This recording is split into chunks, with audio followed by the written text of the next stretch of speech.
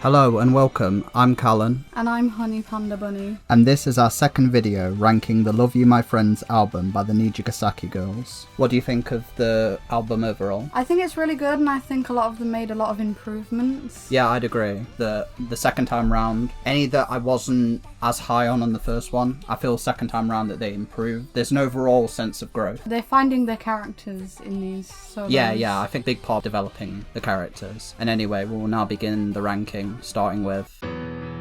At number 9, we have Wish by Asuka Karin. I had this ranked at number 9, this is my bottom one. I had this ranked as 7. I really like the song, but in comparison to Starlight, this one is a bit slower, and I quite like the obviously energetic ones. With it, it's way interesting to have like this like lo-fi acoustic sound, and it almost reminded me in like K-pop, but a completely different way, where it's a very like guitar solo sit down. Feels a lot more mature, and it suits Karin a lot. So while I do have this last, one thing I really appreciate about this song is that it shows the other side of Karin. We see that there's many aspects to her character. This contrasts with Starlight's sort of the flashiness, the sexiness that Karin likes to portray, while this Wish is the more innocent maiden underneath that we see in All Stars when she's caught off guard or being clumsy. The lyrics of the song are about her vulnerable true self that wants to be held and listened to. The reason I have it ranked so low is just down to personal preference. I'm not a massive fan of these slow songs. Something I really like about the song is the idea of showing another facet of Karin's character, which I think contrasts so well with Starlight. These two are really good at showing the two biggest aspects of her character. I do think that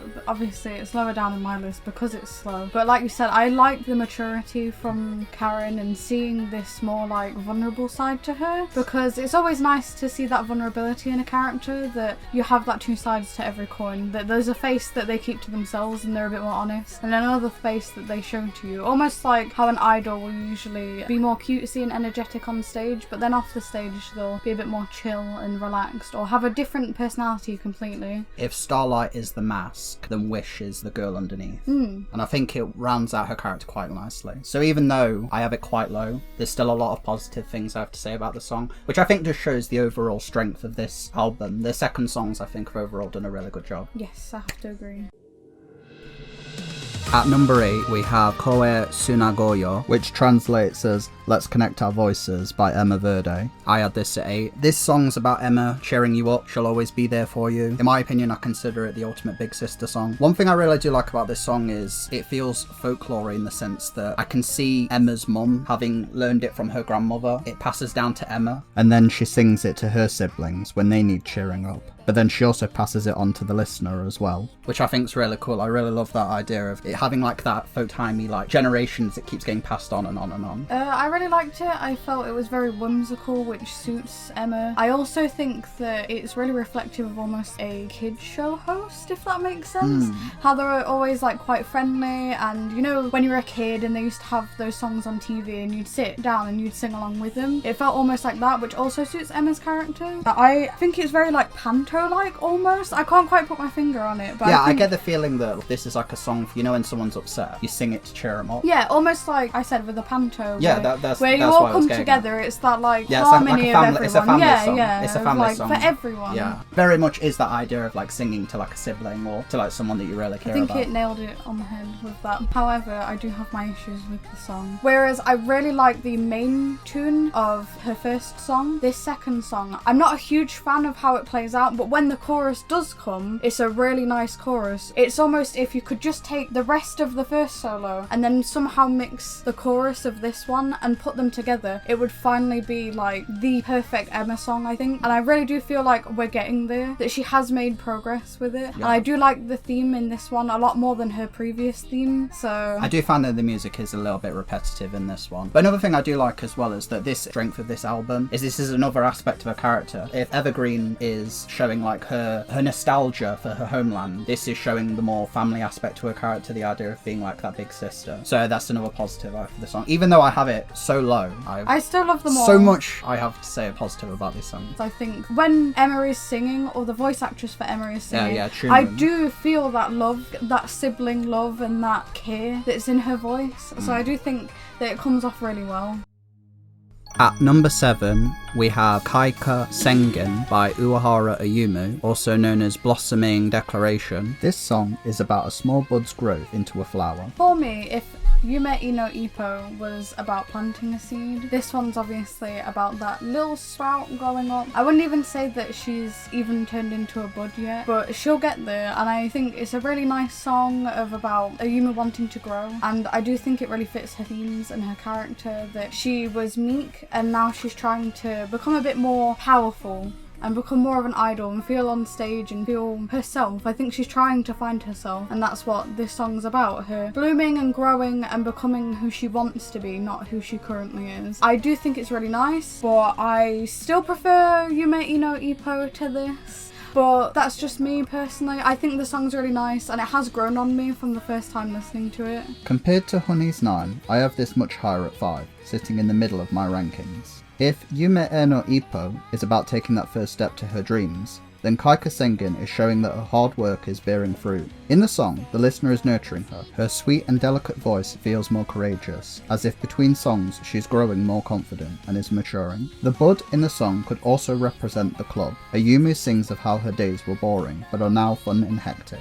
a metaphor for her joining, that the group has made her days funner. The support she receives from the others and her returning the favour. The idea that together, her and the listener can build it up as something special. Kaika Sengin is easily my preferred favourite of the two Ayumu songs, and I hope to continue to see Ayumu's growth going forward.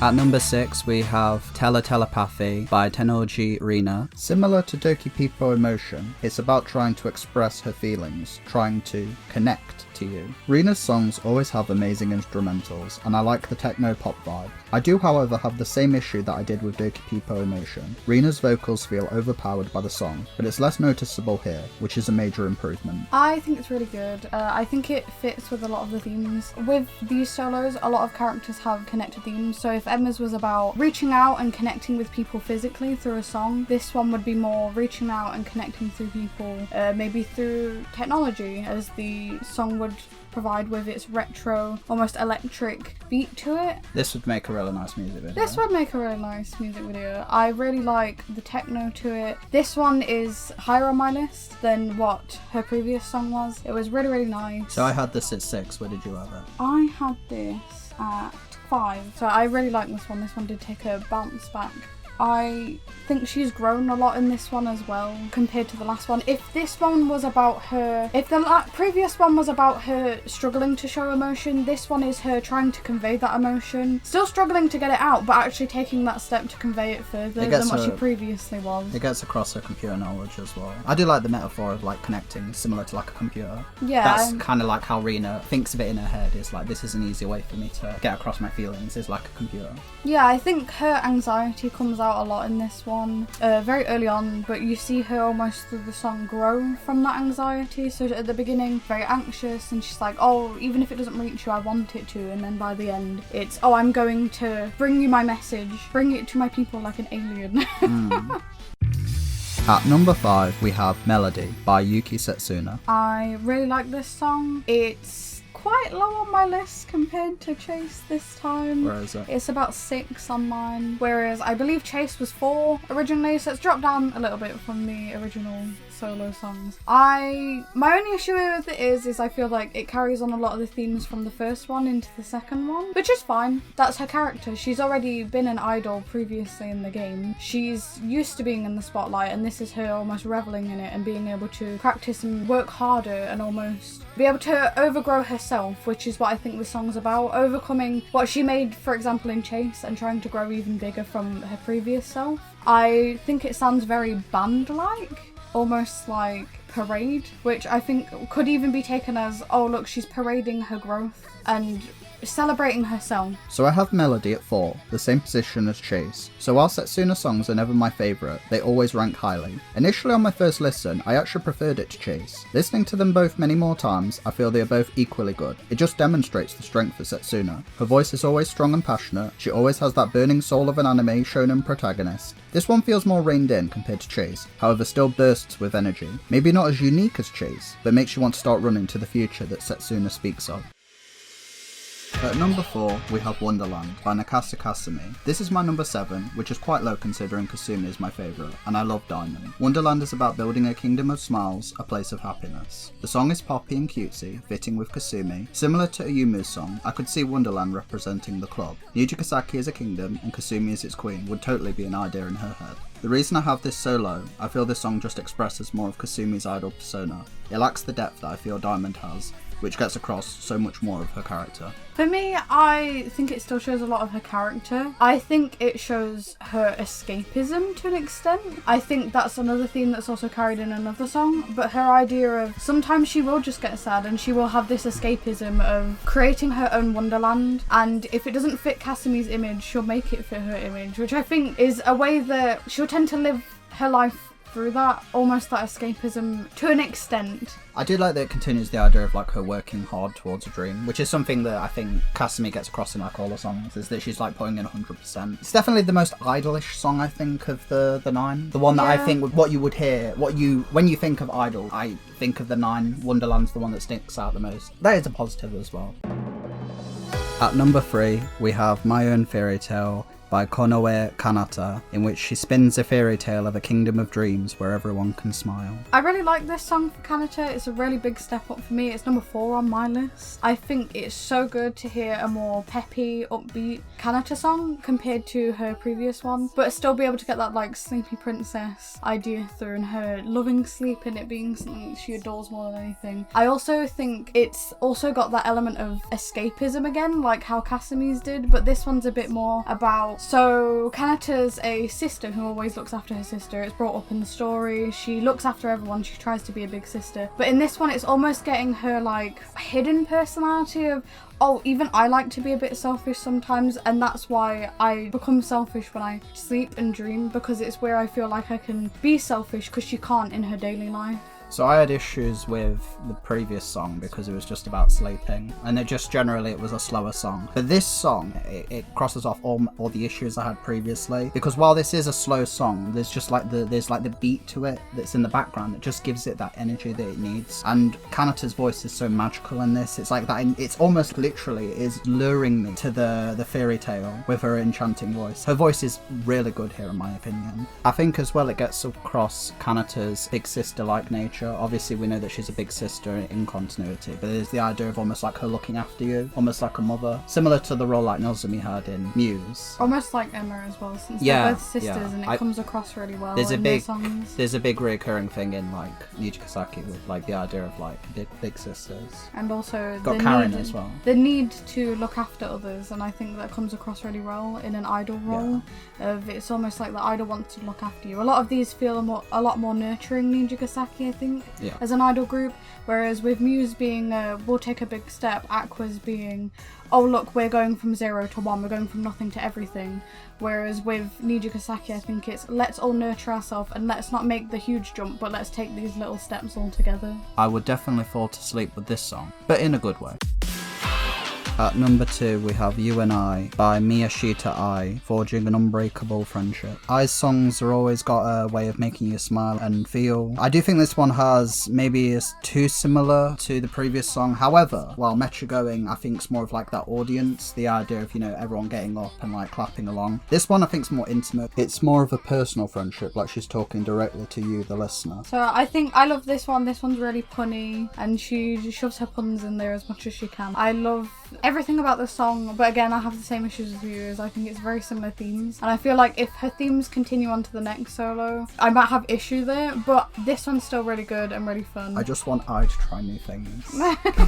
But I don't want to just be the friendship character. Yes, these other songs I think have done such a good job of showing different aspects of the character, and I'm just slightly worried that even though, as I said, I still have this ranked high, this is still 2, I just want I to be more than just the friendship character. Well, with Emma and Kanata you have that family nurturing. With this one it feels more, hey, we can be friends and we can still have that appreciation, that love for one another, because I also like the theme that the love is universal. It's not that just love, it can be a really deep version of love still spreading across friendship, which I think needs to be showcased a lot more. So I appreciate that I gets to have that, and I mean mean, now the name has a double pun because the character that we are, Takasaki Yu. Yes, is now called Yu. Yes, so it's you and I. So it means both friends and love, but also yes, this now has extra meaning. Yes, even more punny. So there you go. Her puns came through you in the and title. I means friendship and love. At number 1, we have Audrey by Osaka Shizuku, in which she strives to reach her role model. This is number 1 on mine. She did a complete 180, 360. She went from being the bottom to being the top. It was insane the amount of growth that Shizuku got in this song, from her beginning of wanting to be a hero to being able to see that other masked side of her as well. I think it's amazing the amount of effort they went into putting into the song. These little sneak peeks at being an actor, almost her discussing this almost method acting approach that she has, where she's now like, oh, I can't differentiate what's real emotion and what's acting anymore, which is a problem that a lot of method actors go through. So I think it was really interesting that they managed to get that in there. It's very common for actors to also overthink their acting, and I think it really got in there as well with Shizuku. Almost as if she's trying to explain that she's putting up this act on stage and she doesn't know whether she is sad about going up on stage or whether she's acting or whether this is like genuine like unease that she faces. And I think it's really good to be able to show that almost sad side of an idol as well, and this admiration of wanting to be this bigger person, this big actor, also wondering, oh, they surely had to have felt the way I feel, they can't just be this superhuman either. And I think it was they got a lot of themes and a lot of emotion all in one song, and it's incredible. So I feel like I could probably spend an hour talking about the song, because I think it hits right in every aspect of the song. In particular, when you're talking about sort of like the duality of being lost in a role, acting naturally versus acting as oneself. The idea of overthinking it and using her head, but realising the best is to use her emotions and heart. So it's very inspirational. But then also, like, not only is that amazing, the raw emotion that's in this performance is amazing. You can literally hear the adoration, the doubt, and the determination. And out of the 9 songs, this is easily the best vocal performance, which is amazing considering that the song previously that Shizuku had was ranked number 9. So again, similar to you, I also had a 180, and this was easily a number 1. Like, the first time I heard this song, I fell in love. Like, that's not just talking about the music and the theming there, but I love the duality of who Audrey could be. The obvious one, which is Audrey Hepburn. Again, an iconic actress that Shizuku would look up to. It makes sense. But I also, when I first heard it, I had the idea that Audrey could have been like, so the idea of like that duality of roles, that Audrey might have been a part in a play. Audrey was a character, and the idea of like she was trying to like generally get lost in the role. You've also got the idea as well, like, Audrey could be a senpai, or so I think like maybe we are Audrey and she wants to be like us. Perhaps, but I think there's a lot that you could read into Audrey, and I think just this adds so much depth to Shizuku's character. And then getting on from the song as well, the way that the song sounds, I could so easily imagine this being the opening to a movie. So you know when the beginning credits are rolling and you're seeing like the name of who's coming up and then the title screen comes up for the film, that literally this could play right there, and it fits so well, and it almost reminds me of those 80s kind of movies, which is even more perfect if you consider like, you know, Audrey Hepburn and then the themes of that along with the music as well. There's so much to analyse in this song that it's a lot of thought and detail went into this. They literally blew it out of the water. This made Shizuku go from, oh, I'm not that bothered to her, to being suddenly one of my best girls, in my top 3 of best girls. So interesting enough, if you consider like Anata no Risa no heroine as trying to become your heroine, the idea of like she still needs lots of support. This song in a way is also essentially continuing that. She's trying her best to get up to the role model, but ironically enough, in the performance, she feels like a genuine protagonist. Yes, this feels, so you know in Lovelive 1 where they have to try and make up those stairs to the shrine, this feels like Shizuku's travel up those stairs, her trying to physically climb up. You can feel it and hear it in her voice, the determination and her, like, you can just imagine her crawling, like trying to get there, and it just is so good. It's perfect. That concludes our ranking of the girls' second solo songs. Overall thoughts? I thought that there was so much growth in this, and it showed an evolution for each character. Thought it was really good, a way bigger improvement, and the original solos were already amazing. I had so many positive things to say about all these songs, even the ones that I had ranked near the bottom, that I think just shows the strength of the Love You My Friends album. The characters that I had ranked near the bottom, Kanata and Shizuku, are actually now at the top of this one, which I think just goes to show like how well rounded these characters are. And how much they've grown. I think they've grown so much with us, and with each new installment of the characters, you learn to love them even more and come to love them even more. I just can't wait. Yeah, I'm very excited for the songs that are coming up. Feel free to comment and give us your ranking lists. We would love to read them. Any feedback or suggestions would be helpful, as we are quite new to this. Anything you want to add? Let us know who your best girls are. Top 3 best girls as well. Yeah, any of your favourite songs from these first 2 albums or any of the new ones that are coming out. Some of the previews definitely sounding really good. Right, I'm excited. I can't wait to see what themes they'll bring in next and what sound we'll be hearing next. So until next time, bye! Bye!